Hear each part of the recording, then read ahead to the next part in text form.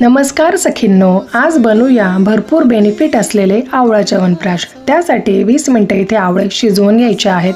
त्यानंतर दुसऱ्या कढईत स्क्रीनवर दाखवलेले सर्व स्पाइसेस अगदी कमी गॅसवर 2 ते 3 मिनिटे परतवून घ्यायचं आहे।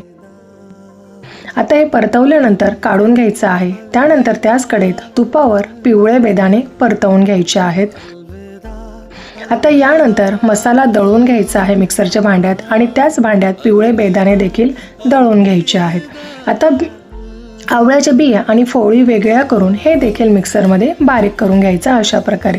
आता त्याच कढईत आवळ्याची जी पेस्ट आहे ती, गूळ, आपला दळलेला मसाला आणि बेदाण्याची पेस्ट टाकून व्यवस्थित परतवून घ्यायचं आहे 4 ते 5 मिनिटे। आता पूर्णपणे थंड झाल्यावर यात काळं मीठ, मध टाकून व्यवस्थित मिक्स करून स्वच्छ असलेल्या कोरड्या बरणीत हे च्यवनप्राश भरून घ्यायचं आहे। आता रोज सकाळी 1 चम्मच हे च्यवनप्राश तुम्ही खाऊ शकताय।